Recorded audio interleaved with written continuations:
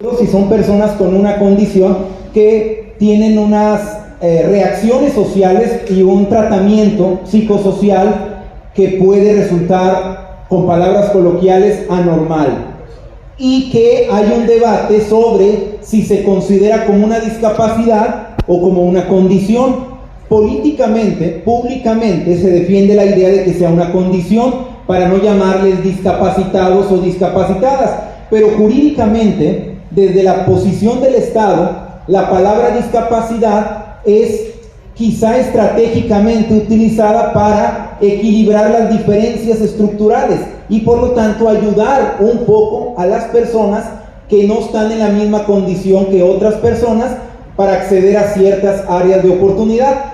Y entonces el derecho fiscal y por lo tanto los procesos y procedimientos fiscales, y dentro de ello, por poner un contexto y un marco de referencia de dónde estamos y por qué estamos aquí, ya la materia de fiscal, procesal fiscal es técnica y estaba deshumanizada, pero poco a poco se ha ido humanizando y hemos tratado de hacer un vínculo entre derechos humanos y el ámbito fiscal, y poco a poco el ámbito fiscal por parte del Estado y luego sus órganos están tratando de considerar a la persona como el centro de la acción y por lo tanto tendrán que adaptarse en sus criterios de interpretación. No porque un tribunal tenga su vocación administrativa o fiscal, que es algo que probablemente salga en el comentario, en la discusión, ha salido en los debates que hemos tenido. No es que el Tribunal de Justicia Fiscal y Administrativa solo va a ver A o B desde el punto de vista procesal o técnico. Lo cierto es que los que integran los tribunales todavía no han tenido el cambio de chip o el panorama de los derechos humanos que involucran y permean a todas las autoridades. Y ello implica elementos de interpretación técnicos muy concretos, muy proteccionistas, y el principio general que luego vamos aterrizando es alcanzar a todas las personas. Si eso es así, las personas con autismo o las personas autistas no pueden quedar al margen. Claro, me dirán ustedes, sí, pero también hay personas con síndrome de Down, también hay personas con una condición, por ejemplo, de epilepsia o alguna condición o enfermedad, y ellos que en su momento llegarán criterios innovadores que desde el punto de vista jurídico les atenderán y les rescatarán. Entonces, la idea central es que la Procuraduría, con su sentido de procurar, tiene la vocación perfecta para ayudar a las personas. Esa es su vocación. Por eso encaja muy bien con la lógica de la clínica. Pero hay todavía tendencias que dicen, no, hay que separar lo fiscal, lo administrativo, de lo humanitario, de lo humano, de ayudar a las personas. Entonces, en la clínica, como estudiantes, buscamos ayudar a las personas, a todas. Y hay algunas que se mantienen al margen socialmente, precisamente por su condición de autistas. El grupo familiar que gira alrededor de estas personas se ve involucrada en la necesidad de que se incursionen en la sociedad, y aparte de pagar impuestos, las deducciones, como el tribunal lo reconoce, es algo que se está abriendo brecha apenas.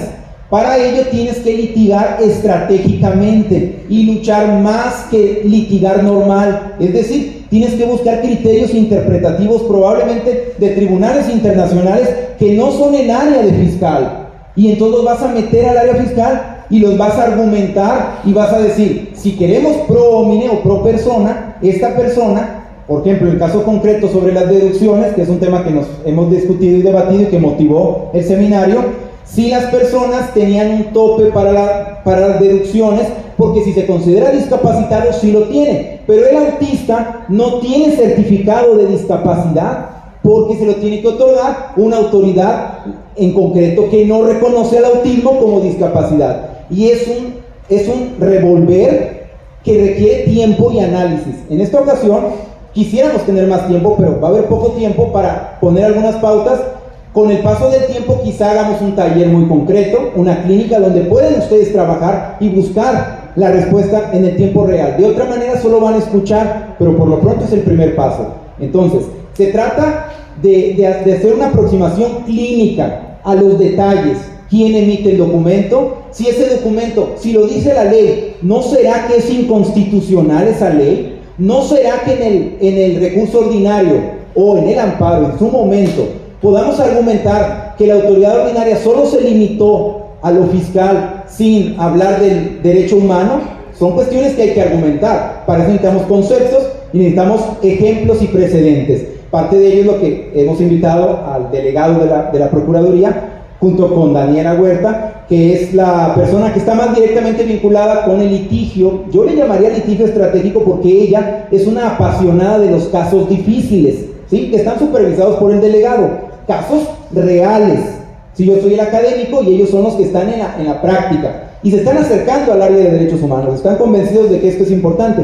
Les agradezco mucho su presentación. Licenciado Alfredo, voy a presentar muy rápidamente. El licenciado Alfredo es el delegado en Tamaulipas, con sede física en Tampico, Tamaulipas, enfrente de la Beneficencia Española, de la Procuraduría de la Defensa del Contribuyente, que tienen bastantes áreas muy importantes para que las conozcan, pero el motivo de la reunión ahora es el análisis de las resoluciones fiscales o de la interpretación que ellos puedan ofrecer o generar con relación a una condición como es el autismo. El reto fue muy grande porque es muy concreto el tema y eso les va a servir a ustedes para cuando se les presente el caso, decir, ya tengo experiencia en esto.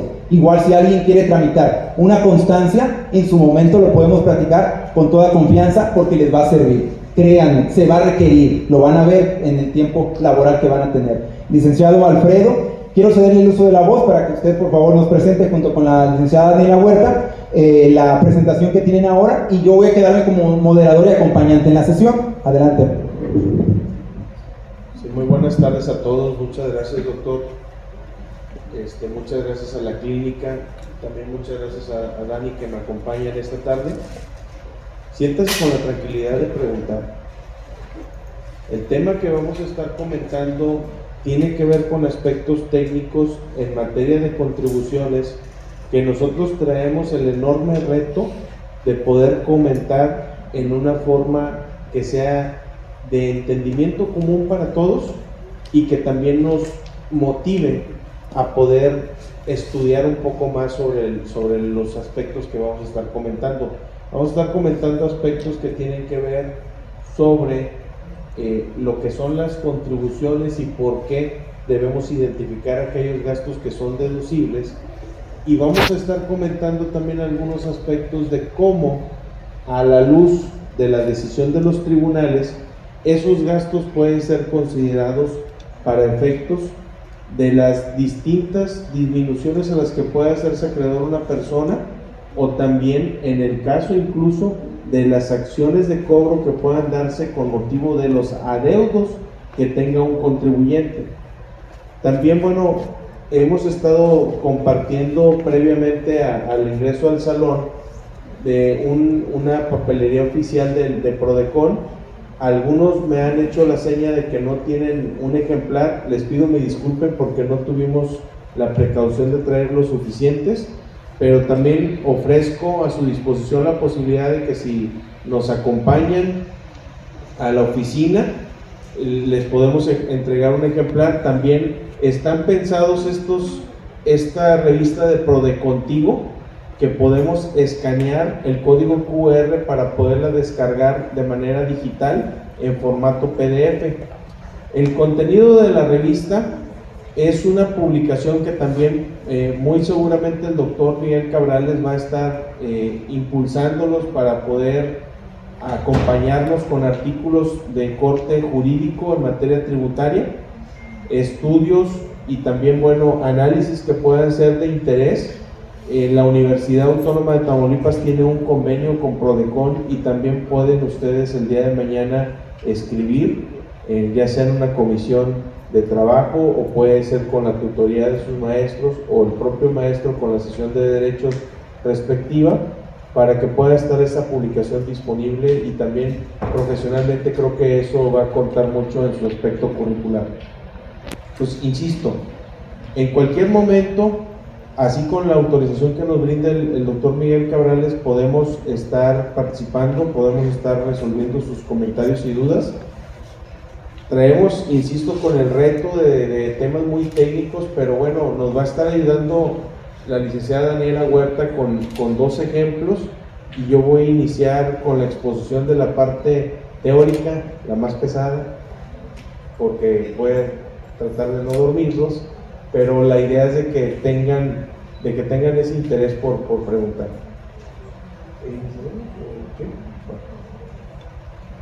Si me permites, Dani, vamos a comentar antes de las resoluciones. Quiero platicar con ustedes que, por ejemplo, en materia fiscal tenemos una obligación que es el de contribuir al gasto público.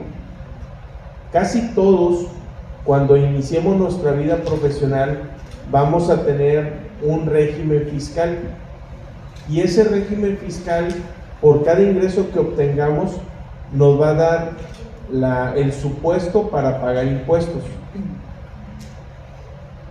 De manera general, también está concebido que por cada peso que nosotros obtengamos, podemos tener también un costo para producir ese peso.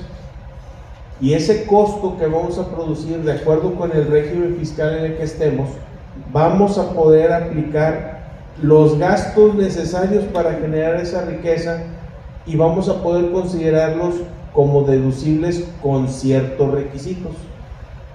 De manera general, cuando nosotros tenemos un ingreso, las deducciones autorizadas que podemos nosotros aplicar como disminución al impuesto a pagar va a corresponder a no más del 15% de los ingresos totales que tengamos en un año.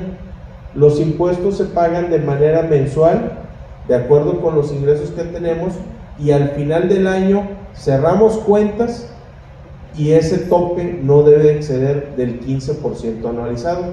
Como por ejemplo, si nosotros tenemos un ingreso de 500,000 pesos, vamos a buscar el 15% de 500,000, y esa es la cantidad tope que podemos nosotros deducir, y lo podemos aplicar de manera mensual. Como personas profesionistas vamos a tener, por ejemplo, los gastos de nuestro despacho, los gastos de la adquisición de nuestro mobiliario, de nuestro equipo de cómputo, los gastos de internet también, que son necesarios para el desarrollo de una actividad, incluso los de energía eléctrica, y vamos a encontrar que nos van a pedir como requisito que haya contratos de servicio, que exista un pago a través de un medio identificable diverso al efectivo, es decir, que no lo paguemos con dinero de uso corriente, sino a través de tarjetas, débito, crédito y demás. Y entonces también la papelería y demás cuestiones que en el ámbito profesional nosotros podemos aplicar como deducción. Pero resulta que también nosotros somos personas, y en algunos casos podríamos pensar, oye, pero es que también sería deducible todo lo que yo compro de despensa. Se supone que esa parte no está considerada así, porque lo que realmente es un gasto deducible es lo que nos permite producir, que sería lo necesario para nuestra actividad. En el ejemplo de un profesionista es el internet, la computadora y todas las licencias que se puedan necesitar para el desarrollo de la actividad, siempre y cuando sean indispensables. Pero también tenemos derecho a la imagen.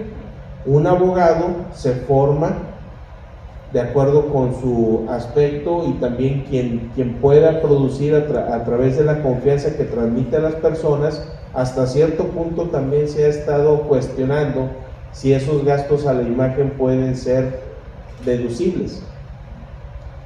Pero ¿qué tal si yo me dedico a una actividad empresarial? Si yo produzco agua potable, pues mi gasto va a ser la purificación, va a ser la obtención del insumo, que es el agua cruda, y la voy a estar procesando a través de elementos químicos o reactivos que me permitan potabilizar y purificar el agua. Y así podemos estar hablando de muchos aspectos. Pero ¿y la persona? Porque bien nos comenta el doctor Miguel Cabrales que el enfoque de la aplicación de las leyes es hacerlo más favorable a la persona y poner a la persona como el centro y no como la periferia de la aplicación de las leyes. Y así podemos estar comentando que de acuerdo con los gastos que se tengan, va a llegar un momento en donde tienes que cuestionarte si me aplica a mí ese tope del que estamos hablando por lo que yo gano en relación con lo que yo gasto, y también nos podremos estar cuestionando ¿y qué pasa con las personas que se encuentran con un estado de vulnerabilidad? La ley de impuestos sobre la renta, que es la que regula lo que son los ingresos y la causación de las contribuciones, y también regula el tema de los gastos, tiene previsto ese aspecto, y tiene previsto que cuando la persona, por ejemplo, tenga un daño en su salud que le incapacite para producir por sí mismo los ingresos, se le tiene que estimular en materia de gastos autorizados. Y de ahí tenemos que distinguir si la persona sufrió esa situación de salud que le impide total o parcialmente valerse por sí mismo, y entonces encontraremos otro aspecto que es en materia de aplicación de las leyes, equidad y proporcionalidad. ¿Qué tan equitativa puede ser una ley que busca la obtención de identificar tus ingresos y aplicarte la causación de contribuciones, si me lo puedes aplicar a mí, que estoy funcional y completo, y quieras imponerle la misma condición a alguien que le falta alguna extremidad, por ejemplo, o que tenga un daño en la columna vertebral que lo deje en una situación de postración? Y sabemos que también hoy en día para producir ingresos tenemos muchas habilidades y tenemos muchas formas. Hay personas que, por ejemplo, pues crean contenidos a partir de lo que conocen, a partir de su imagen, y crean personas también que dan asesorías, y que es a través de sus conocimientos o experiencias quienes pueden transmitir la oportunidad de tener una mejor condición de negocio. Entonces, ¿qué va a pasar en esos casos? Si ustedes también están conscientes que en la Ley Federal de Trabajo, cuando hay una incapacidad parcial y permanente, como también nos apuntaba el doctor Miguel Cabrales, es necesario que exista un dictamen. Y también, para efectos laborales, si una persona depende de una empresa o de un empleador, a esa persona también se le tiene que estar indemnizando si es también por producto de un riesgo de trabajo.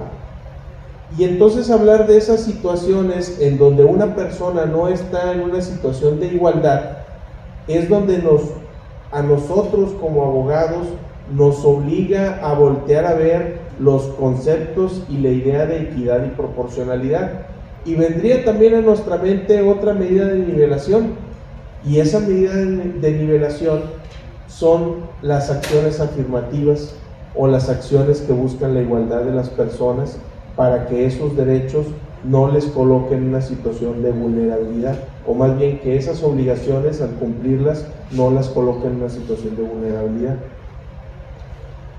De manera general, también tenemos que tomar en cuenta que incluso los estudios que se han hecho para identificar los gastos deducibles, y me refiero propiamente a las decisiones que ha tomado la Suprema Corte de Justicia de la Nación, en donde identifica los gastos autorizados, y los divide y los identifica de la siguiente manera: en gastos estructurales y gastos no estructurales. Los gastos estructurales tienen que ver con, precisamente, de acuerdo con la actividad económica que tú realizas y de acuerdo con los ingresos que tú obtienes, te va a señalar la Ley de Impuestos sobre la Renta cuáles son los gastos que puedes aplicar. Y para efectos de determinar los impuestos, esos gastos que sean acordes a tu actividad van a ser los que tú puedes deducir. Y entonces, cuando hablamos de deducciones no estructurales, esas son ajenas a la producción de un ingreso y ajenas a la condición de que si no lo realizas no puedes obtener esa actividad. ¿Y a qué me refiero con las no estructurales?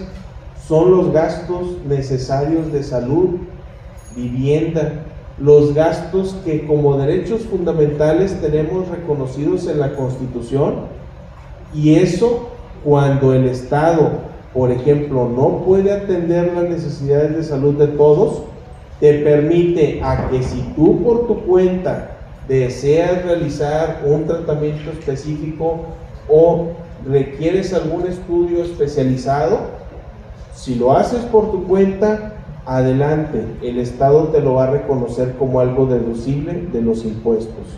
Si tú tienes a tus hijos y requieres que tengan una educación en algún aspecto privado, también te va a reconocer un gasto hasta un tope para que lo puedas utilizar. Y así podemos estar hablando de bastantes ejemplos, pero lo que quiero que nos llevemos esta tarde es a identificar esa parte en donde también la Suprema Corte ya estableció sus precedentes, y a partir de ahí nos obliga, como bien comenta el doctor Miguel Cabrales, a abrir el criterio en donde también tenemos que observar la aplicación de esas leyes, no solo con vista a la legislación doméstica, no solo con vista a las leyes que tenemos en el país, sino también aplicar la parte de los derechos universales reconocidos que se estén establecidos en las resoluciones de la Corte Interamericana de Derechos Humanos, o que deriven de algún convenio en donde México como país tenga ese compromiso de ampliar los horizontes de la aplicación de derechos. Entonces, quedémonos con esta parte. Si tengo una actividad, yo voy a pagar impuestos, sí, pero también tengo derecho a que me disminuyan esa carga tributaria, que sea en proporción a la actividad que yo realizo, considerando los gastos o el esfuerzo que tengo que hacer para producir esos ingresos, y ahí se distinga cuál es la contribución que efectivamente me corresponde pagar de manera proporcional y equitativa. Si yo tengo una situación de desventaja en relación con otras personas y tengo un reconocimiento por mi condición de salud y está también dictaminada como corresponde, también tengo la opción de que incluso todos los gastos necesarios para la atención de esa condición de salud sean completamente deducibles sin tope alguno. 15% podría ser mucho, pero los invito, cada uno de ustedes está en una situación de juventud. El día de mañana, cuando lleguen al tercer piso, a los 30 años, van a empezar a conocer ciertas situaciones en donde todos los excesos empiezan a cobrar su factura, y entonces ya vamos a estar necesitando otra graduación de lentes ópticos, ya vamos a estar necesitando hacer los chequeos rutinarios de cómo está nuestra salud en sangre, o necesitamos estar viendo alguna condición, cuidándola porque tal vez tenemos alguna genética hereditaria en donde tenemos que estar evitando que haya una degradación a nuestra salud. Y ahorita ya los desperté, ya me están poniendo atención en esta parte, porque precisamente esto que vamos a comentar hoy les va a servir en el mañana dentro de 5 o 10 años, y también, si lo queremos ver más pronto, en lo profesional, si queremos estudiar o dedicarnos a las cuestiones administrativas o fiscales. Es muy importante saber y tener bien entendido que las leyes se establecen para normar nuestras conductas sociales, para un adecuado desenvolvimiento de la sociedad, pero las leyes tienen que irse perfeccionando acorde a las circunstancias del ser humano, no el ser humano a las leyes. Por eso la aplicación con un enfoque de derecho muy progresista en cuanto al otorgamiento de libertades, de derechos, del reconocimiento de derechos fundamentales, del reconocimiento al mínimo vital que tiene una persona para poder subsistir adecuada y de manera digna, como lo postula nuestra Constitución, son deberes que son imponibles a todos, incluso hasta entre nosotros mismos, porque recordemos que la Constitución habla del respeto a los derechos entre todos, no nada más de las autoridades hacia el contribuyente, sino también entre nosotros como particulares. ¿Alguna duda, alguna pregunta hasta aquí? ¿Seguros? ¿Seguros? ¿Y qué pasa cuando yo les pueda comentar a ustedes de inicio? ¿Quién me puede distinguir entre una ley autoaplicativa y una ley heteroaplicativa?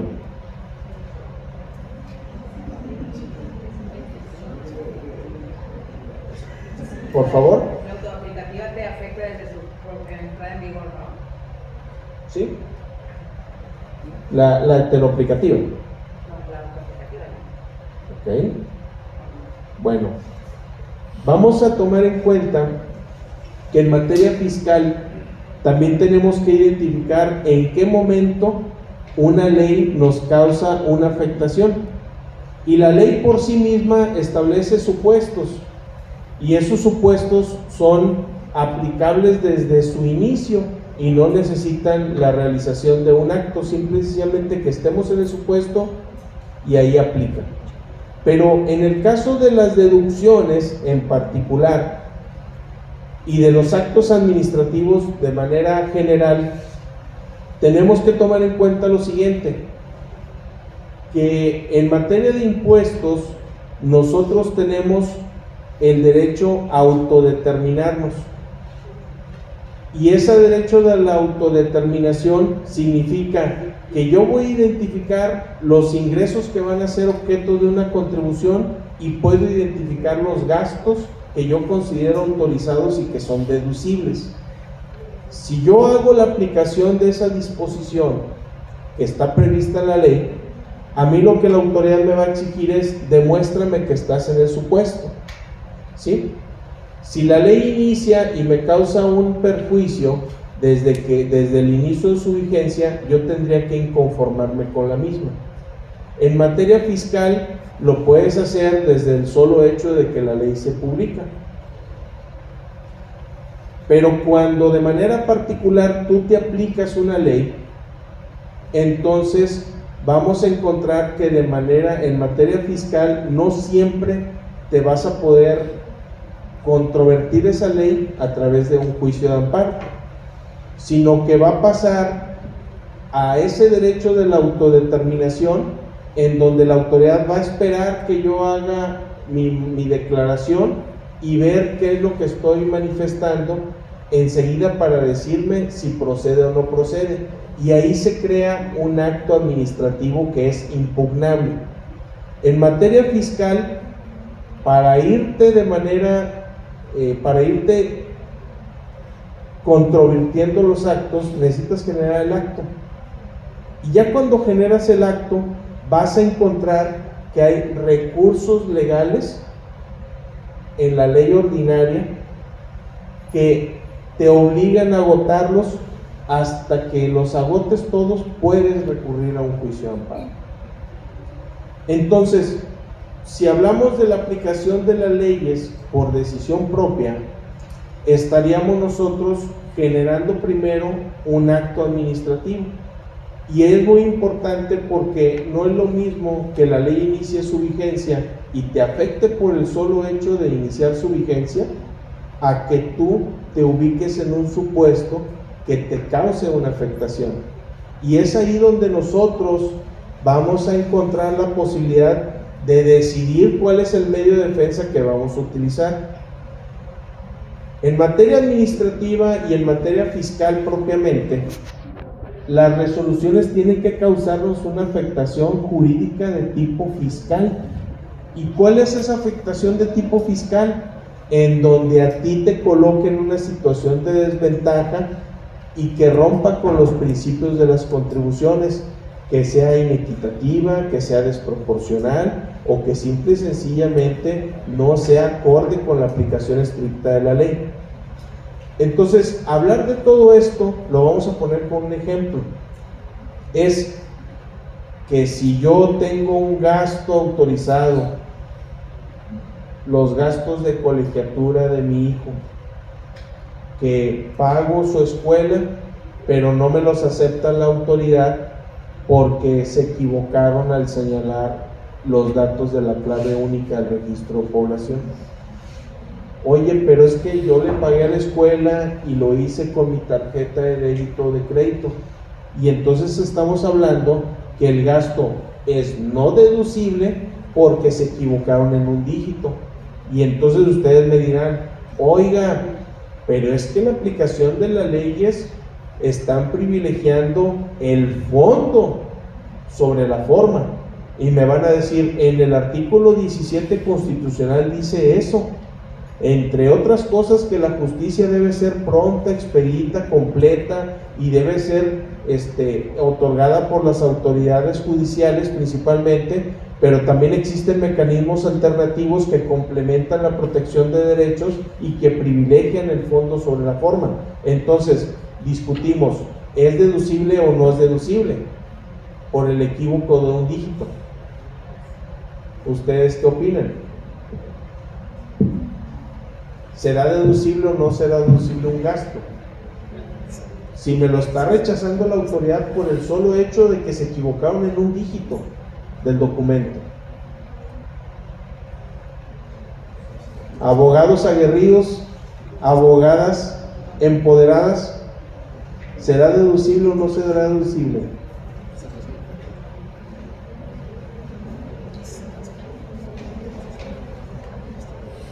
Levanten la mano por el sí.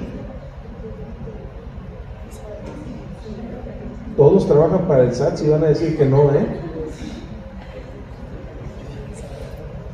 Usted dice que sí es deducible, tímidamente, pero está decidiendo. Es deducible, jóvenes. Precisamente el fondo del asunto está en los detalles. Y el fondo del asunto es, yo hice un gasto. Está definido en un decreto del Ejecutivo Federal que me permite deducir gastos por concepto de colegiaturas. Y este ejemplo lo podemos trasladar incluso a los análisis clínicos, incluso a una consulta médica, incluso a los gastos que yo pueda estar aplicando para graduar mis lentes ópticos. Por el hecho de que se equivoquen en un dígito, no quiere decir que voy a perder el derecho.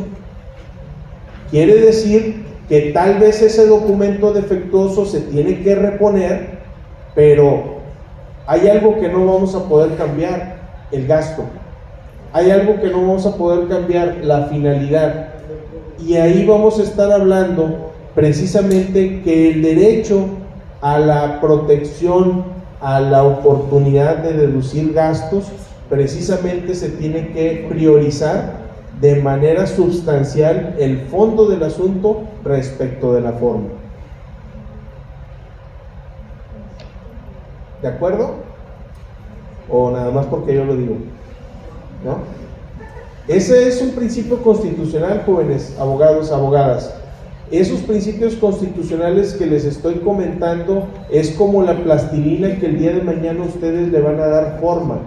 Y eso le van a dar forma precisamente para identificar en qué supuesto nos encontramos y cómo vamos a poder aplicar la ley para el caso específico y poder buscar el reconocimiento de un derecho que, si la autoridad te dice que no y no te convence o simple y sencillamente no es legal, eso se puede controvertir. Y esa controversia que establezca el contribuyente no es más que el reclamo justo de un gasto y evitar que se paguen contribuciones de manera inequitativa y desproporcional. Hasta aquí voy a dejar mi intervención, jóvenes. Voy a estar cediendo la palabra a la licenciada Daniela Huerta y por favor pregunten, porque los aspectos que va a comentar ella son todavía más técnicos, pero vamos a enfocarnos ya en casos en específicos sobre la materia que nos está motivando la reunión de esta tarde. Muchas gracias.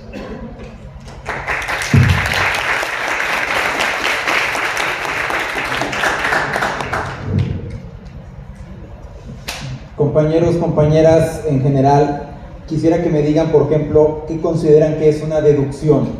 ¿Alguien pudiera darme un concepto rápido? a mí se me hace complicado a veces entender ese concepto en general y en la cotidianidad, y necesito que me lo expliquen mucho realmente. Y voy a la Prodecon, donde nos asesoran gratuitamente, y no veo mucha gente, aunque sé que tienen mucho trabajo ahí en las oficinas, pero asesoran gratuitamente. Eso es muy importante. La verdad es que es una palabra muy técnica, la parte de deducción, y sí sería bueno que lo apunten o que lo tengan por ahí presente, porque en el concepto está la parte complicada que viene luego de la teoría, que un poco nos explicó el licenciado, a la práctica con los casos.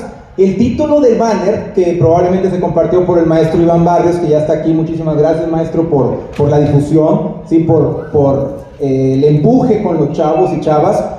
La verdad es que la idea era vincular una parte muy concreta con la parte fiscal. Fue pretencioso el decir resoluciones fiscales. Pero fíjense bien, la idea era, aunque claro, les encargamos trabajo, y la licenciada se puso a trabajar hasta las 9 de la noche y 10 de la noche, salía bien tarde de la oficina, y buscando sentencias. Pero fíjense bien, en un primer momento ella me decía, si no hay sentencias, no me lo decía, pero yo lo intuía, no hay nada que decir, o sea, no hay nada que hacer. Y yo le dije, y si no se lo dije, lo pensé y ahora lo externo, precisamente por no haber sentencia es bueno hablarlo, porque vamos a proceder a que existan las sentencias o las resoluciones. El abogado litigante, la procuraduría, las autoridades, sobre todo la procuraduría y los abogados, van a promover algo innovador. Si no había un caso, vamos a promoverlo, que salga de la Clínica de Derechos Humanos, que salga de la Prodecon, que salga de los despachos. Litigio estratégico en materia fiscal con perspectiva de derechos humanos, y me faltó ahí, y género, por ejemplo, o interseccionalidad, que es una palabra que les va a ayudar técnicamente a valorar lo que ya explicó el licenciado, con palabras muy generales, pero ya luego las palabras actuales son género, interseccionalidad y algunos otros que ya está usando la Corte. Y la Corte permea a los tribunales de abajo. Tarde o temprano los tribunales de abajo, y digo de abajo sin ser peyorativo, pero Tribunal de Justicia Fiscal y Administrativa, o tribunales fiscales o administrativos en general, tienen una mentalidad iuspositivista, lo que diga la ley, porque vienen del derecho fiscal con el estricto derecho, con el que se ha peleado el artículo 17 de la Constitución sobre privilegiar el fondo sobre la forma. La mentalidad mía, la mentalidad de la clínica, la mentalidad que queremos promover es una mentalidad crítica. Y entonces aquí nos faltó en el panel, que es una tarea, maestro Iván, posteriormente, la perspectiva de la función jurisdiccional, porque la perspectiva de ellos es de la Procuraduría, de la que defiende los intereses de la Prodecon. Nosotros desde la perspectiva de la academia, aunque el maestro particularmente desde la perspectiva de litigio o de litigio privado. ¿Y la función jurisdiccional dónde está? Y nos va a decir, no, aquí dice que el certificado debe ser otorgado por instituciones autorizadas para ello. Igual el párrafo del artículo, ¿cuál es el artículo? 151, fracción primera, ¿de qué instrumento jurídico? De la ley del impuesto sobre la renta. Ponerlo ahí, irlo viendo detalle por detalle, llevaría mucho tiempo. Eso probablemente en las clases, ¿verdad? O en clínicas concretas, que lleva tiempo organizarlas. Entonces, pero es tarea que se puede ir haciendo, porque en el análisis clínico están los detalles que vas a argumentar. Entonces, lo de las resoluciones fiscales, así nació el concepto y el tema. Entonces, si no había, las íbamos a procurar aquí en el debate y en el seminario, incluso con la participación del maestro Iván, porque nos iba a dar la perspectiva de que pasa en la práctica. Pero el hecho de que pase en la práctica no significa que no pueda cambiar eso, y no significa que no podamos incluir los argumentos de la academia, los argumentos de derechos humanos más avanzados, a un área tan dura como el área fiscal, con los conceptos que tiene, que luego no salen de las aulas. Entonces, ahora vienen los casos, en control de enunciado de casos, pero ya lo hemos discutido. Ella tiene una versión, digo, para agregar elementos a la mesa, porque si no sería una conferencia tras conferencia y tras conferencia. Ella me decía, pero es que la ley dice, y no me lo dijo, pero lo pensó, ya no hay nada que hacer. Y yo le dije, no, precisamente que lo diga, y empezamos a discutir y queríamos traducir esas discusiones al público para que intervenga el público también y diga, no, yo pienso, claro, hay que saber varias cosas previas y por eso luego a veces nos quedamos callados. Ya cuando lo van practicando, ya empiezan a querer tomar el rol de yo también quiero participar. Eso se nota cuando estamos en la universidad, pero la idea es que se vinculen. Yo me vinculo mucho porque conozco gente con autismo y conozco asociaciones que tienen intereses. Habría que ver si el interés colectivo, a propósito de la reforma a la ley de amparo sobre los efectos de la suspensión, ¿ok? Colectivos que están en la misma condición. Esto aplica mucho para los derechos sociales, derechos que se marcan en las enfermedades o en la discapacidad. Entonces, por ahí va el tema de traer lo fiscal acá. Entonces, esa era la razón, pero sí encontró sentencias y probablemente nos las comente. Licenciada, adelante, tiene el uso de la voz. Son deducciones. Ahorita lo vamos a ver. Ahorita todo está aquí en las diapositivas y todo lo vamos a ver. Ok, pues sí encontré un tema con autismo relacionado con derecho fiscal y es de la Procuraduría de la Defensa del Contribuyente. Como ya lo vimos anteriormente, nosotros nos compartimos a nivel nacional todas las sentencias que tenemos favorables y estas se ven a criterios, se hacen reuniones mensuales los delegados con el procurador y se hacen criterios, aquellos asuntos que son relevantes y que nos pueden servir y que le pueden servir a los litigantes. En este caso, estos dos temas que vamos a ver son criterios jurisdiccionales de la Procuraduría de la Defensa del Contribuyente. Ok, primero que nada, nosotros dentro de la Procuraduría tenemos el servicio gratuito de representación legal, es decir, nosotros hacemos juicios en materia fiscal y entonces es uno de los servicios que tenemos asesoría, representación legal, quejas y reclamaciones, acuerdo de conclusión, pero ahorita nos vamos a enfocar en el de representación legal. Su servidora se encuentra en el área de representación legal y entonces les quiero comentar que nosotros procuramos dentro de la delegación, tenemos mucha coordinación. De hecho, cuando tenemos un asunto lo platicamos y lo platicamos y lo platicamos hasta buscar la manera de sacarlo adelante de la mejor manera. Dentro de estos agravios siempre buscamos incorporar los derechos humanos, los derechos fundamentales e inclusive tenemos ya nuestra manera de cómo realizar nuestros agravios. Antes de empezar con el agravio, hacemos una cuestión previa para concientizar o para tratar de decirle al magistrado, mire la condición en la que se encuentra el contribuyente, tiene esta situación, es una persona que nada más tiene ingreso como sueldos y salario, o es jubilado, y así de esa manera ya poder continuar con los agravios y ya centrarnos a todo lo del frente del juicio.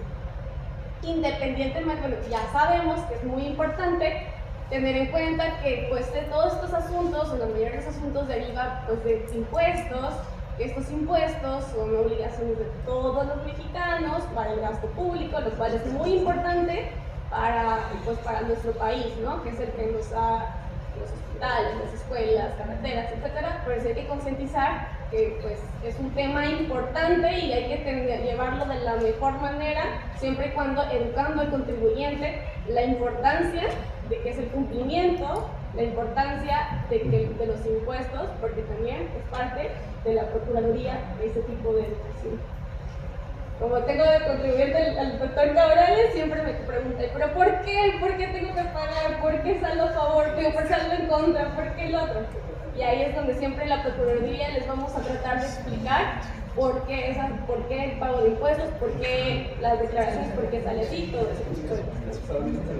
En el caso particular, hablando del tema del autismo, este es un criterio jurisdiccional, es el 95-2022, y habla de, es una resolución interlocutoria donde se decreta una medida cautelar positiva y también se otorga una suspensión definitiva. ¿Alguien sabe qué es una medida cautelar positiva? ¿Alguien sabe qué es una suspensión definitiva? ¿Alguien me puede apoyar? Bueno, ahora lo vamos a ver punto por punto para que lo tomen en cuenta. Primero que nada, ¿de qué se trata el juicio? ¿O qué fue lo que se impugnó en el juicio? La resolución es un mandamiento de ejecución que le inmovilizaron las cuentas bancarias a una persona. ¿Alguien sabe qué es un mandamiento de ejecución? ¿No? Bueno, esta persona tiene un crédito fiscal de materia aduanera. Seguramente luego es un tema complicado, que ingresan vehículos al país, no cierran el permiso, la aduana les finca un crédito y el crédito se los finca correspondiente al monto, o ellos hacen como evalúan el vehículo que ingresaron y le sacan el monto para generar el crédito. En este caso, el crédito era de 638,889 pesos. Ese era su crédito fiscal, por un tema de que no cerró un permiso de un vehículo que ingresó al país, que era de Estados Unidos, ingresó al país, no cerró el permiso y eso fue su multa, 638,889 pesos. Entonces, esta persona no impugnó o no se fue a un medio de defensa en el momento oportuno y el crédito quedó firme, es decir, pues como no hubo medio de defensa, no garantizó, el crédito ya se hizo coercible para la autoridad. La autoridad, cuando ya te detecta que no se hizo nada al respecto por el crédito, la autoridad tiene la facultad de irnos y buscar la manera de cómo hacer ese cobro sí o sí. Y una de las formas pero de verdad muy comunes es embargar las cuentas bancarias. Es decir, no puedes utilizar tu cuenta, no puedes hacer transferencias, no puedes retirar ni te pueden hacer transferencias. Si tú ahí tenías 10,000 pesos, 5,000 pesos, ya no los puedes usar porque te las tienen embargadas. Entonces, este juicio era en contra de ese mandamiento de ejecución donde le embargan las cuentas bancarias, le inmovilizan sus cuentas bancarias.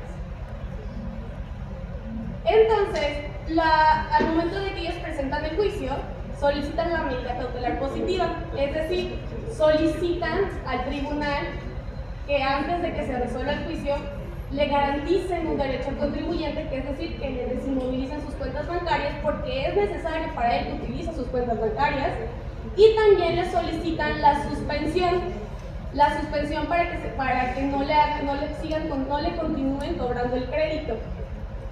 Esa suspensión es indispensable, porque nosotros lo hemos presentado, sí, pero sí nos lo condicionan, es indispensable una garantía del interés fiscal. El Código Fiscal nos menciona varios medios de garantía, que puede ser a través de un bien, prenda, cheque, pero esa garantía tiene que ir en proporción al crédito fiscal, es decir, tiene que considerarse que con eso que lo estamos garantizado se vaya a cubrir ese monto del crédito fiscal. Entonces, aquí vamos a ver cómo se fue desarrollando este medio de defensa.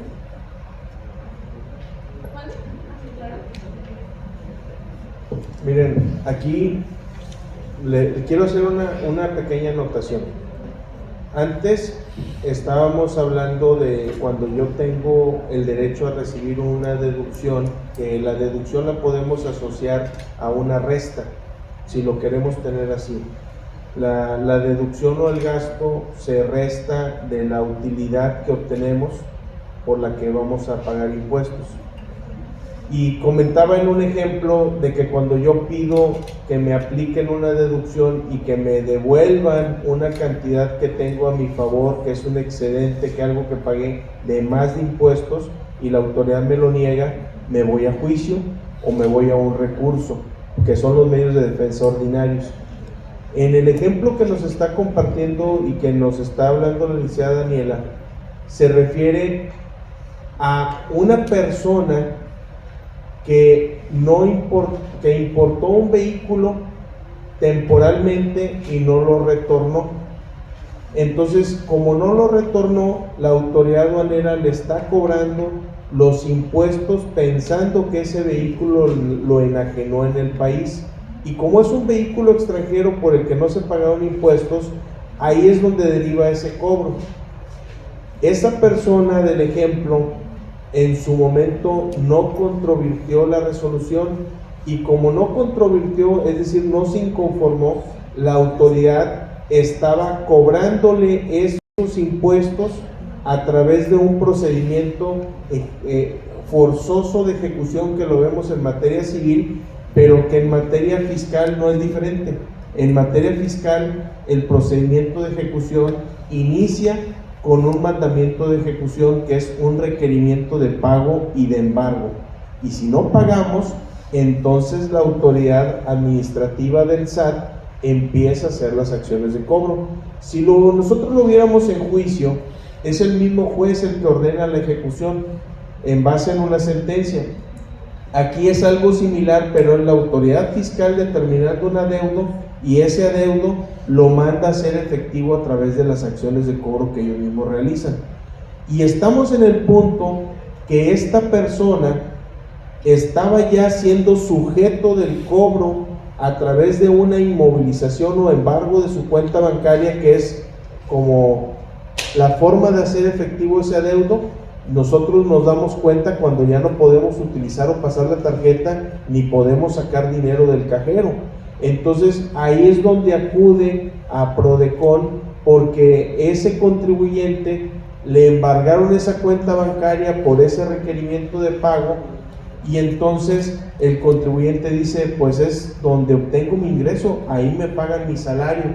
Es el contexto de este asunto en donde este contribuyente buscó el patrocinio gratuito de Prodecon para promover un medio de defensa, que fue un juicio contencioso administrativo, y ese juicio contencioso administrativo implica que inicias el asunto con una demanda, y ese asunto se puede resolver en 6 meses o en 8 meses. Y ahora, imaginémonos, si yo tengo embargada la cuenta y hasta dentro de 8 meses voy a saber si me la van a desbloquear, ¿de qué voy a vivir mientras? Entonces, ese contribuyente hace valer que contra el embargo de su cuenta bancaria lo están imposibilitando de obtener sus ingresos por su salario. Y entonces, una forma de buscar la equidad sustantiva, de colocar a una persona en una situación de igualdad, porque los impuestos son de orden público e interés social, y no hay ninguna disposición que suspenda su cobro más que el pago y el embargo, el pago o la garantía, como nos comentaba la licenciada Daniela Huerta. Pero aquí la pregunta es, reaccionemos, ¿voy a estar inmovilizado 8 meses? Entonces la ley del contencioso, de la ley del juicio contencioso administrativo, resuelve ese tipo de situaciones a través de una figura que se llama medida cautelar. Esa medida cautelar es una especie de suspensión de la ejecución de los actos, como la suspensión que conocemos en el juicio de amparo, pero que en materia fiscal se da en determinadas circunstancias. Ahorita lo va a estar comentando más específicamente la licenciada Daniela Huerta, pero yo quiero ponerlos a ustedes en contexto de qué punto estamos y por qué se hace necesario esto. La medida cautelar que se solicitó te puede resolver que puedas satisfacer tus necesidades y de las personas que dependen de ti antes de que se pueda resolver el juicio en lo principal. 6 u 8 meses, ¿de acuerdo? Bueno, entonces los argumentos de la Procuraduría en el medio de defensa, bueno, ok, sí, sabemos que la cuenta bancaria es de nómina y sabemos que es inembargable. Sin embargo,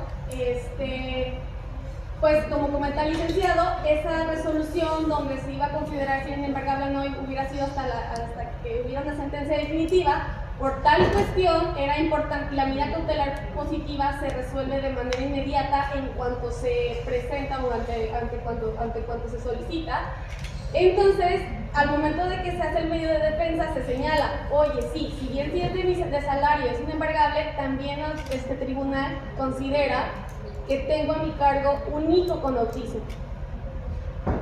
Entonces, lo que hizo este contribuyente, bueno, lo que se hizo con este contribuyente fue proporcionar pruebas, porque todo lo que nosotros vamos a argumentar y todo lo que vamos a exigir, necesitamos demostrarlo en un medio de defensa. ¿Qué proporcionó como pruebas? Proporcionó como pruebas sus comprobantes de nómina para que sepa el magistrado cuánto gana, sus estados de cuenta, más o menos cuánto maneja, acta de nacimiento del menor para acreditar que es su hijo, un dictamen de diagnóstico emitido por el IF, donde se determina que tiene autismo, recibo de los pagos de las terapias del menor y recibos del arrendamiento, es decir, necesito pagar renta, necesito pagarle la terapia a mi hijo, esto gano y esto me queda al mes, o sea, vivo al día. O sea, esto es lo que se demostró. Y la magistrada que resolvió este asunto, de verdad creo que el licenciado ya les compartió, el doctor ya les compartió la sentencia. Sí, se compartieron con el maestro y probablemente se han compartido al grupo. Es complicado, es un lenguaje técnico, es difícil. Quizá de la exposición ahorita podemos sacar algunas preguntas puntuales, habría que tomar notas porque se va acumulando, ¿verdad?, la cantidad de preguntas, pero sí están disponibles públicamente. Ok, perfecto. La magistrada lo resuelve muy bonito, hace una exposición así de que realmente hay que priorizar los derechos del menor, que cuando hay un menor o la niñez, o sea, que todos los niños merecen una vivienda digna, merecen una educación, y que pues si el padre es el que se lo tiene que garantizar, se tiene que respetar, además de que es una persona con discapacidad, o sea, sí lo determina como con discapacidad, y que requiere de sus terapias para poder pues estar bien en la sociedad. Y pues se advierte que tiene trastorno de espectro autista. Además, esto para mí es una de las cosas que más me gustó de esta sentencia, es que la garantía del interés fiscal, que es la que comentábamos en un momento, es un trámite que se tiene que realizar ante la autoridad fiscal, o sea, ante la Administración Desconcentrada de Recaudación correspondiente. Se hace un escrito con la solicitud de que se quiere garantizar el crédito, y repito, esa garantía tiene que ir en proporción al crédito fiscal, es decir, si el crédito fiscal es de 638.889 pesos, se tiene que garantizar con un bien, por ejemplo, que más o menos pueda cubrir esa cantidad o hasta el año, ¿no? Sí, aquí, por ejemplo, en el caso del adeudo fiscal, cuando tú quieres evitar o suspender que te cobren eso, tienes que pagar o garantizar.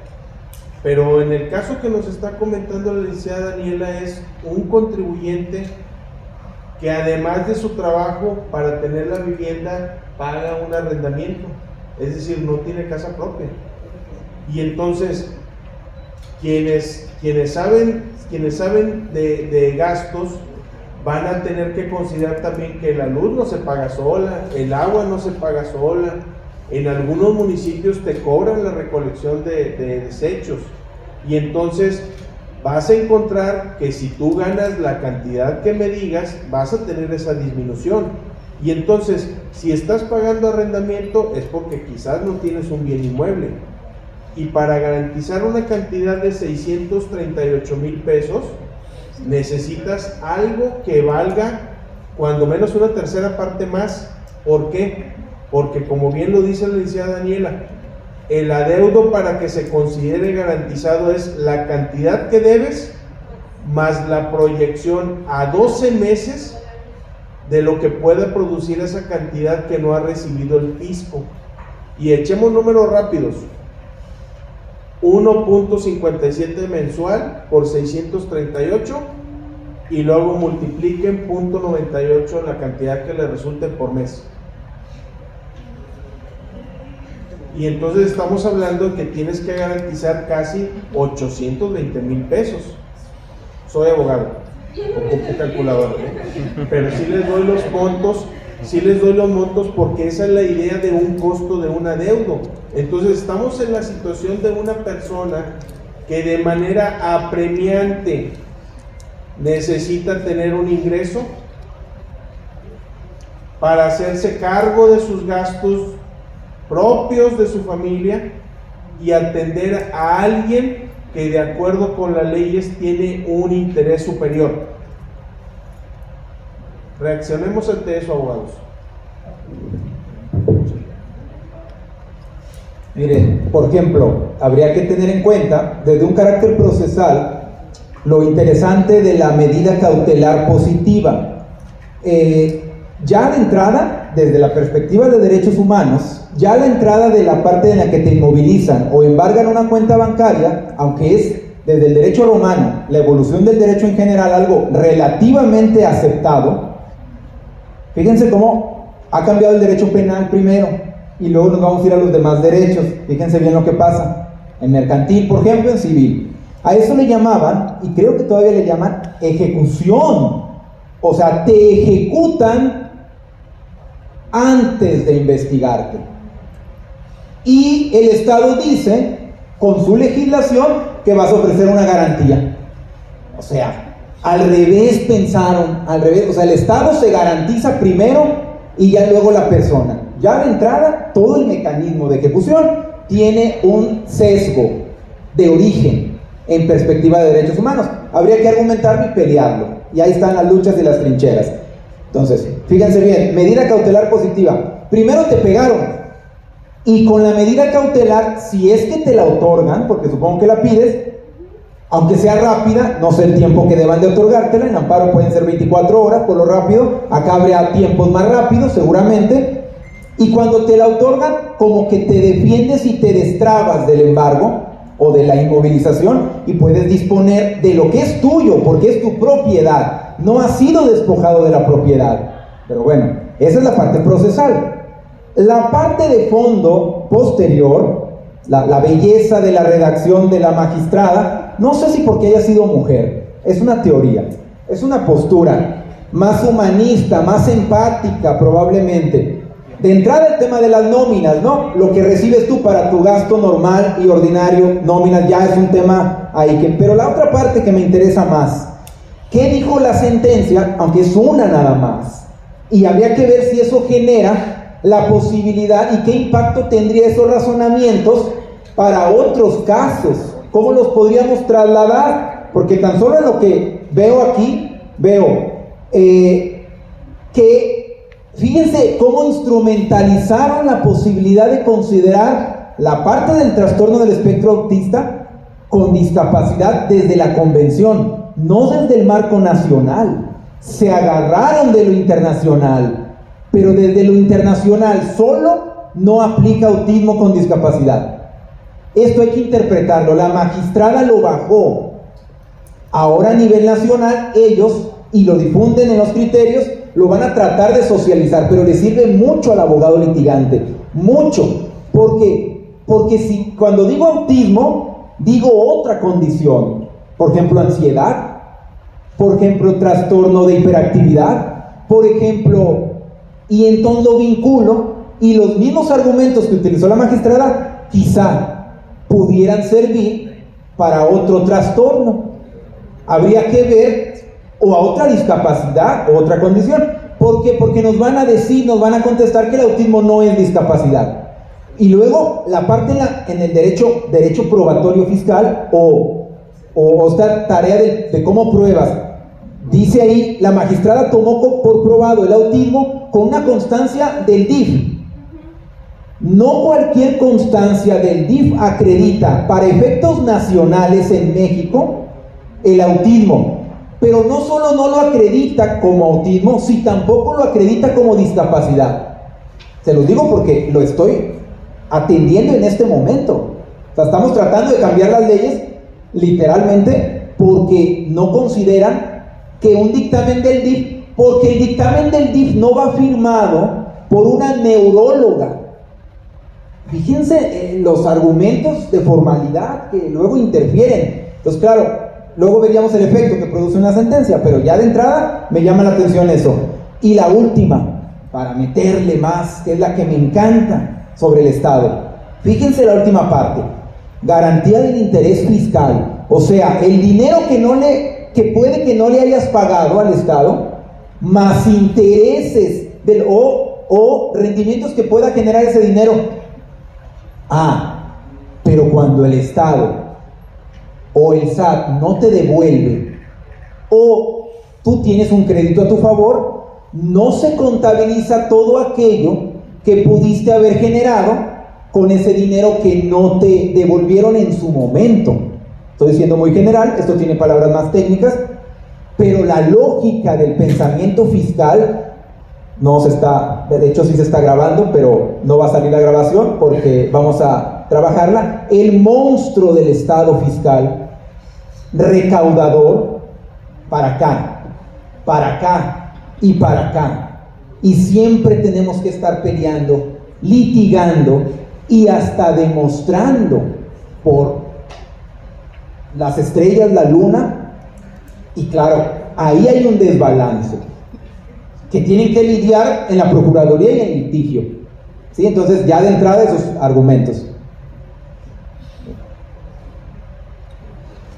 Bueno, entonces, como les comentaba, la garantía del interés fiscal es un trámite que se hace ante el SAT y ellos nos dicen si nos la dan o no nos la dan, si necesitamos más otro bien, etc. Aquí, en esta sentencia, que de antemano, o sea, en la sentencia definitiva sí se iba a obtener la desmovilización sí o sí, sin embargo, la medida cautelar positiva iba a hacer que esto fuese más rápido, o logró que esto fuera más rápido. Pero en la sentencia interlocutoria se concede la medida cautelar positiva para que se desinmovilice la cuenta y se dio la facultad, o sea, la magistrada dentro de la ley para el procedimiento contencioso administrativo tiene la facultad de disminuir la garantía del interés fiscal. Es decir, esa garantía que decía el licenciado de 800,000 pesos aproximadamente, se disminuyó a 142 pesos. ¿Por qué? Porque se demostró que el contribuyente no tiene la capacidad económica para poder efectuar un gasto de 800,000 pesos. Entonces, el tener entendido de que tiene un menor con autismo, que tiene que pagar terapias, que tiene que pagar renta, que no tiene bienes, que vive de su salario mes con mes y que todo ese dinero se le va en el cuidado de su hijo, y se logró con un pago de 142 pesos en lugar de los 800,000 pesos que tenía que pagar para garantizar ese crédito fiscal. Entonces, esta es una de las sentencias que logramos y que es de la Procuraduría de la Defensa del Contribuyente. Y ahora vamos con el número 2, que es el de las deducciones personales, aprovechando que estamos en las declaraciones anuales, en el mes de las declaraciones anuales, que es ahorita nuestro pan de cada día, el tema de las declaraciones y de las deducciones. Brevemente, es una persona asalariada, que todas las personas que estamos en el régimen de sueldos y salarios nos hacen una retención, es decir, cada que nos pagan la quincena, nos retienen el impuesto sobre la renta. Esta retención, conforme lo comentó el licenciado Alfredo, es conforme a lo que ganamos. Entre más ganamos, más nos retienen. Sin embargo, por ejemplo, este asunto, rápidamente hablamos de que es una resolución donde le autorizan parcialmente la solicitud de saldo a favor. Primero presentamos la declaración anual. En la declaración anual viene un resumen de lo que ganamos, o viene todo el detallado de todo lo que ganamos en el ejercicio pasado. Ahorita, abril 2024, estamos realizando las declaraciones anuales del ejercicio 2023. Entonces, nosotros cuando presentamos la declaración, viene, por ejemplo, en mi caso, te pagó tu patrón, la Procuraduría de la Defensa del Contribuyente, ganaste tanto, de exento tienes tanto, te retuvieron tanta cantidad, es decir, de todo el año te hicieron una retención de tanta cantidad. Sobre esa retención que me hicieron, yo tengo o puedo obtener un saldo a favor si es que me hicieron una retención de más, o bien si yo tengo deducciones personales. Las deducciones personales se amortiguan los ingresos acumulables y eso puede ocasionar que sea un saldo a favor. Entonces, presentas la declaración anual. En la declaración anual ya te dicen cuántos tienes de saldo a favor y siempre y cuando estemos en el periodo de las automáticas, que en este caso es hasta el 31 de julio, la de manera automática lo podemos obtener en un lapso aproximadamente de 10 días hábiles. Si no nos las dan dentro de los 10 días hábiles, ya las podemos considerar como rechazadas. Entonces, cuando nos rechazan esa solicitud de devolución de manera automática, todavía tenemos que hacer otro trámite, que es una solicitud de devolución a través del formato electrónico de devolución FED. Para ese trámite requerimos forzosamente tener firma electrónica, debemos proporcionar nuestro estado de cuenta bancario y tenemos que demostrar, pues, estas son las retenciones que me hicieron, estas son las deducciones que tuve, y ya, en caso de que sea favorable esa solicitud de devolución, simplemente te pagan el saldo a favor y listo. Si no están de acuerdo la autoridad, porque ya una solicitud de devolución ya lo resuelve una autoridad, lo revisa, lo analiza, hace el cálculo, si no, te emite una resolución donde te dice no te otorgo o no te doy ese saldo a favor por esto y esto. En este caso es un contribuyente que era asalariado y él presentó deducciones. Entonces, aquí estábamos hablando un poco de la declaración anual, que es lo que estamos viendo ahorita. Estos son los obligados, pero eso es otro tema. Estas son las deducciones personales del impuesto sobre la renta, que son los gastos que tenemos como contribuyente, que se disminuyen los ingresos acumulables, y gracias a que se disminuyen nuestros ingresos acumulables, es decir, los ingresos que tuvimos, que causan impuesto, entonces por eso puede derivar un saldo a favor, que son los honorarios médicos, dentales, gastos hospitalarios, los gastos médicos por incapacidad o discapacidad, que son los que no tienen tope, los gastos funerarios, donativos, intereses reales, aportaciones voluntarias, cuando si tenemos un seguro médico, la prima de los seguros de gastos médicos, colegiaturas, entre otros. En este caso, bueno, por ejemplo, aquí es lo que les traía el límite de las deducciones. Aquí yo traje una tablita más o menos como para que nos demos una idea. La ley nos dice que las deducciones personales no se pueden exceder ya sea entre el 15% de los ingresos o bien entre 5 UMAS elevadas al año. La que sea menor.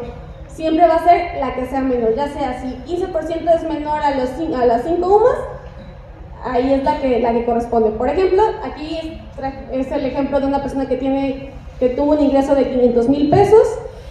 El 15% de UMAS, el 15% corresponde a 75,000 pesos y las 5 UMAS corresponde a 189,325 pesos. Pues en este caso le es menor el 15% y por eso su límite de deducción sería el 75,000 pesos. O sea, hasta esa cantidad él podría deducir. Entonces, pero vamos a hablar de la excepción, que era la que comentábamos con el doctor, que es el artículo 151, fracción primera. Son los pagos efectuados por honorarios médicos, dentales, enfermería, análisis, estudios clínicos, siempre y cuando prótesis, gastos hospitalarios, compra o alquiler de aparatos para el establecimiento de rehabilitación del paciente, cuando se trate, a los que se refieren por incapacidades, al que se refiere el artículo 477 de la Ley Federal del Trabajo, cuando se cuente con un certificado o la constancia de capacidad, o bien las que deriven de una discapacidad en términos de la Ley General para la Inclusión de las Personas con Discapacidad, siempre y cuando se cuente con un certificado de reconocimiento y clasificación de discapacidad. Esto no está. Con estos gastos no tiene límites. O sea, si ya te excediste de tu 15% de las 5 UMAS, no importa si tú seguiste usando este tipo de gastos, ya sea. Entonces, en este caso en particular, era una persona que no era un menor, era un contribuyente que tenía un hijo con síndrome de Down, ya adulto, y entonces la autoridad no le quería establecer o no le quería respetar esas deducciones, se los limitaba a su 15%. Y él decía, oye, pero hice más gastos, más de mi 15% porque tengo un menor con discapacidad, y la autoridad no se lo consideraba. ¿Qué fue lo que aportó de pruebas? Aportó el certificado donde se determina que el hijo tiene síndrome de Down, y pues ya de esta manera el magistrado resuelve que evidentemente todos estos gastos realizados pues sí son exentos, porque es referente a los gastos hospitalarios o gastos médicos de su hijo con síndrome de Down, y le respetó el tope. O sea, le dijo, no tienes tope, vamos a seguir utilizando estos gastos como deducciones. Y es cuando se declara la nulidad de la resolución, donde la autoridad no le quería respetar ese límite, que no tenía límite, y se le reconoce el derecho subjetivo. Es decir, si en tu diferencia del saldo a favor, o sea, no te pagaron completo, ahora a partir de esta sentencia ya te lo tienen que pagar de manera completa, y le dan un término a la autoridad de 4 meses, porque es un juicio ordinario. La autoridad es un tema de 4 meses para que cumpla sí o sí con el pago de esta diferencia. Ahora, este pago, esta diferencia se lo van a hacer actualizado y con intereses.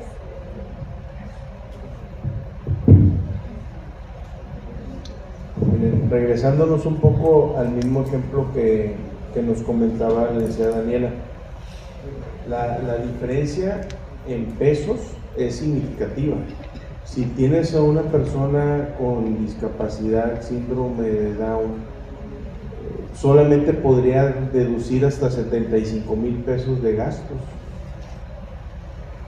Entonces, si esa persona tiene una situación de salud que requiere una constante evaluación médica, una constante supervisión o tratamientos clínicos adicionales, sabemos los costos, o más o menos podemos dar la idea de cuánto cuesta hoy en día restablecer la salud o atenderla.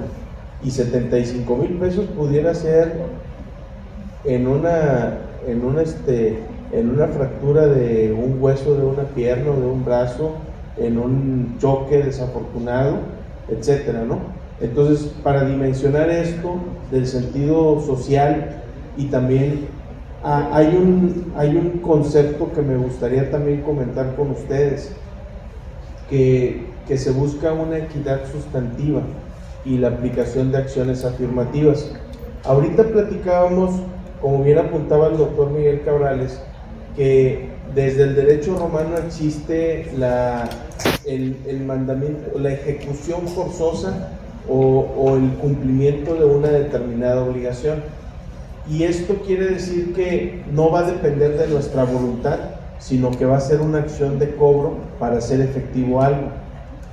Cuando el fisco realiza esas acciones de cobro, se supone que con el imperio de su autoridad va y te exige y te requiere.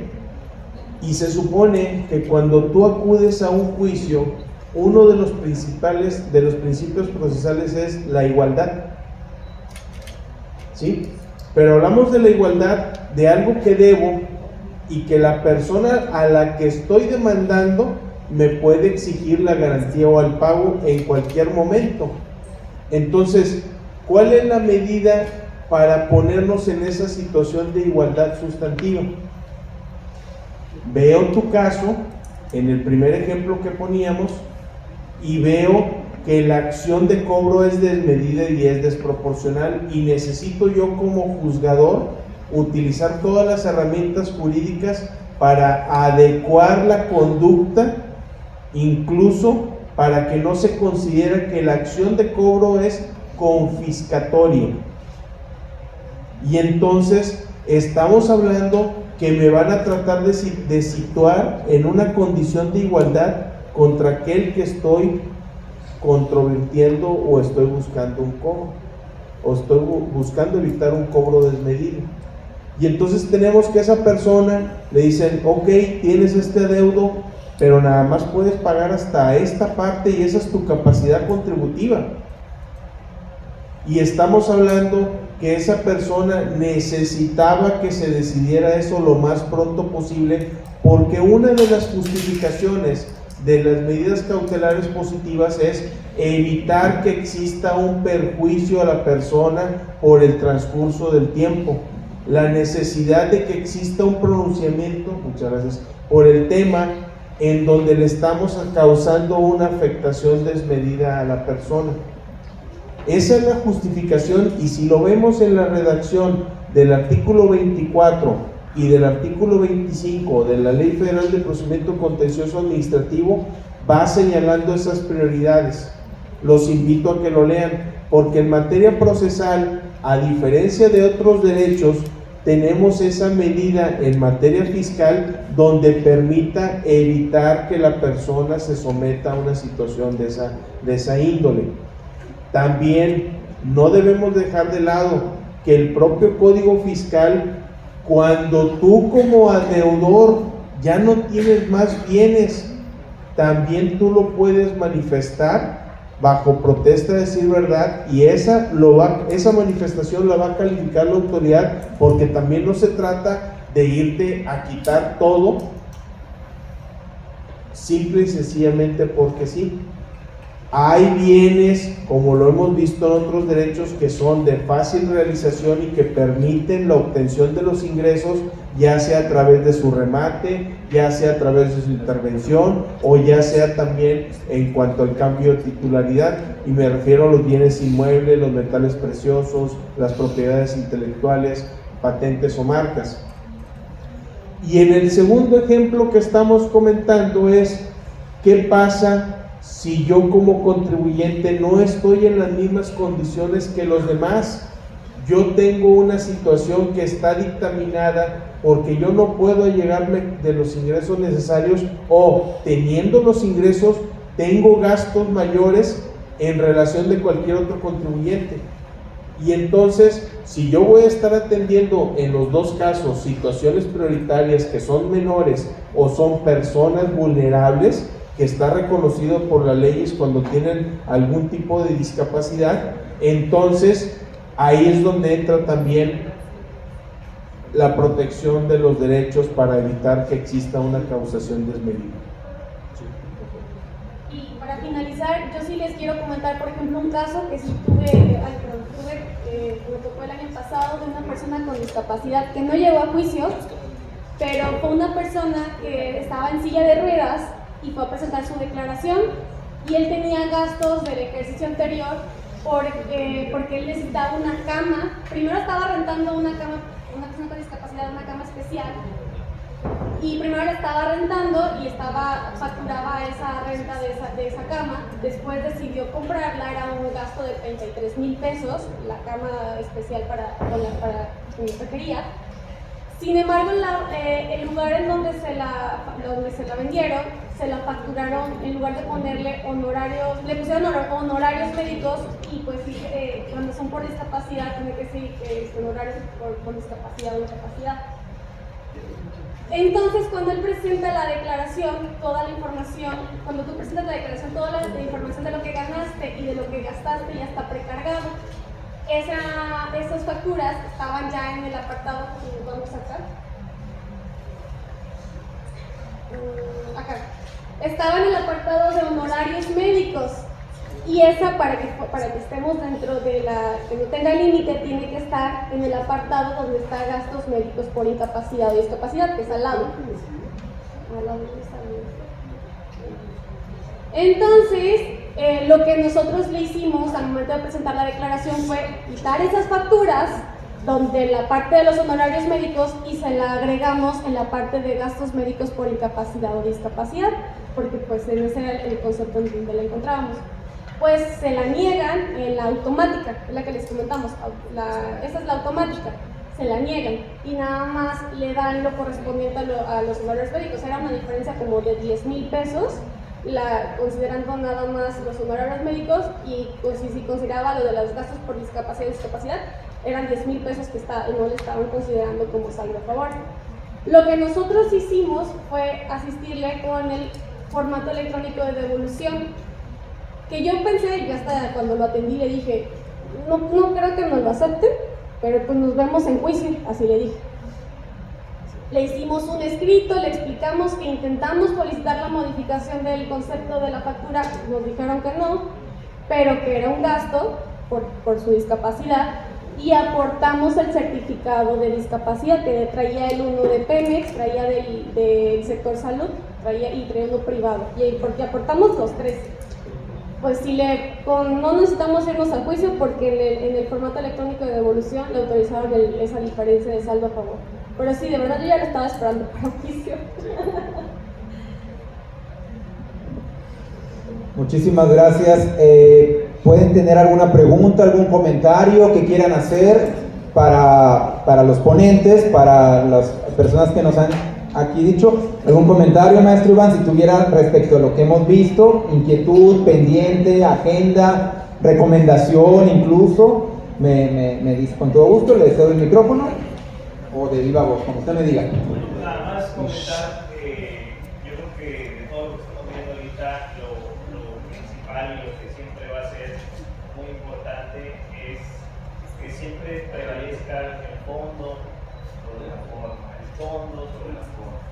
Y es impresionante, digo, viéndolo desde ya desde el punto de vista del derecho humano, es sorprendente cómo tenemos que acudir a un tribunal, a un medio de defensa, a un amparo, a una instancia ya constitucional, para que la autoridad fiscal pueda corregir, ¿verdad? Para corregir sus actos administrativos. ¿Por qué tenemos que llegar al tribunal? ¿Por qué tenemos que llegar a una instancia de amparo? Cuando a todas luces, como lo estamos viendo aquí en 2 horas, es algo que tenemos en nuestra Constitución, que está en tratados, que está en convenciones. ¿Cómo es posible que hoy en día, en pleno 2024, la autoridad siga haciendo estos atropellamientos, ¿no? En donde es muy evidente que tenemos que privilegiar siempre el fondo sobre la forma? Pues aquí nos preguntamos, ¿qué es lo que está fallando? ¿Qué es lo que está fallando? ¿Es el sistema?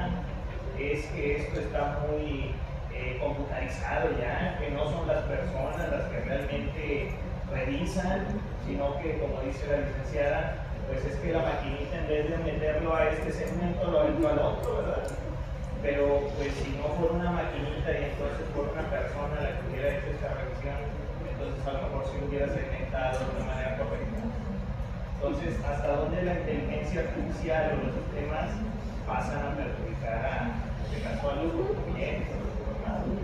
Se supone que hacia la modernización y la sistematización, aprovechando el comentario del maestro Iván y un evento que tuvimos sobre inteligencia artificial y neuroderechos, en el que pude participar en un panel con una persona que era de Meta para Centroamérica, defendía la automatización.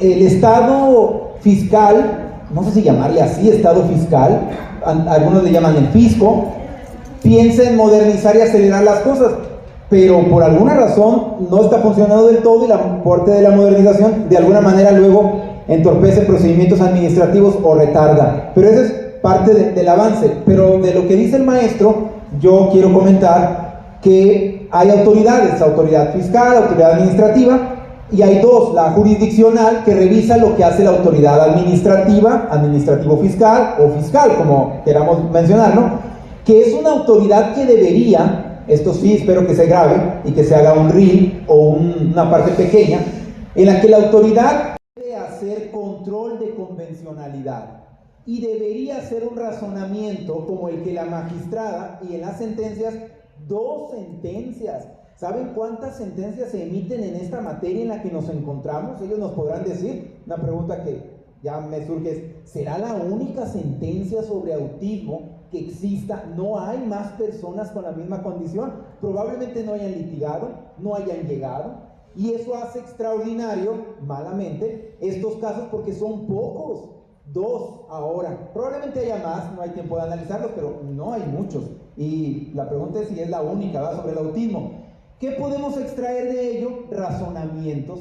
Si el argumento es la vulnerabilidad en el autismo menor y luego mayor de edad, pero con una discapacidad como el síndrome de Down, el trisomía 21, esos mismos argumentos de vulnerabilidad apliquémoslo a otro supuesto y luchemos, peleemos y litiguemos defendiendo derechos, a pesar de que ya dijo el maestro, no debería, pero del deber ser al ser, pues es complicado. Entonces, la autoridad fiscal debería haber hecho estos razonamientos previo el gasto, el tiempo de litigio.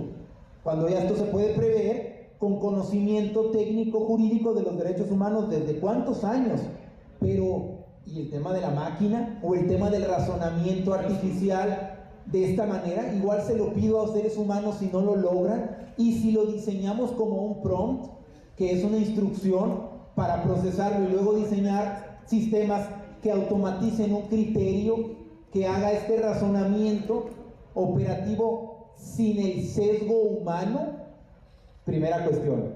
Y el otro, más complicado, y que se discutió en el panel, el sesgo algorítmico, que va a identificar a las personas por su condición, y como no van a aparecer en las condiciones el autismo y algunas, los va a ir sesgando, los va a ir excluyendo, no van a aparecer, entonces no se va a procesar la automatización respecto a esas personas. El mismo problema que tuvimos con la segregación, porque no los veíamos. Entonces van surgiendo, pero ¿cómo van a surgir si alguien no litiga? Y entonces ahora autismo, ahora otra condición, pero le tienen miedo al litigio estratégico porque piensan que no se puede o no hay una sentencia previa que ya lo haya dicho. Si ya lo dijo, utilicemos estos argumentos para otro caso más avanzado y litigar, ganar dinero, dependiendo de lo que quieran como profesionales del derecho. Y si no se ha dicho por una autoridad jurisdiccional, no es porque no se pueda, es porque la limitación de la autoridad jurisdiccional no le ha dado para razonar más avanzadamente.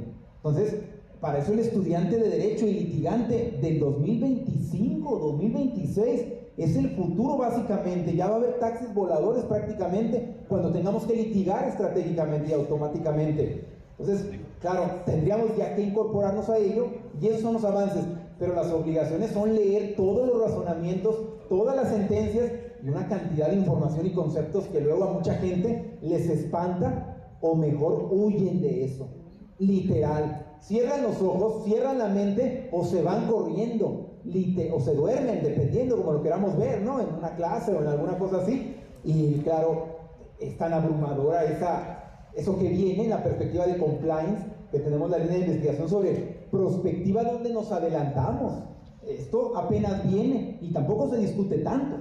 Entonces, yo quiero agradecerle mucho a los ponentes, ¿sí? Al licenciado Alfredo, a la licenciada Daniela, por el tiempo, por el esfuerzo, con el hecho de los materiales, con el mes tan importante en el que nos encontramos y por su compromiso social para difundir la información tan técnica, y la mancuerna que hicieron en el equipo sobre una persona explicaba los conceptos básicos y más aterrizados, y la persona explicaba la cuestión más técnica y más complicada, Daniela, que es bien complicado. Yo cuando lo explicaba veía a los alumnos así como que, ¿qué me están contando? No, o sea, sí, un poco complicado, yo también. Entonces, sí es difícil, pero es muy interesante. Seguramente se van a hacer más eventos así. Yo les agradezco mucho la participación. Incluso si hubiera alguna pregunta de todo tipo de alguien de los presentes, de cualquier situación, con todo gusto. Si no, presencial y físico. Si no, lo pueden seguir en redes sociales a los compañeros o a mí, o posteriormente al profesor Iván, para continuar las preguntas, el diálogo o cualquier cosa.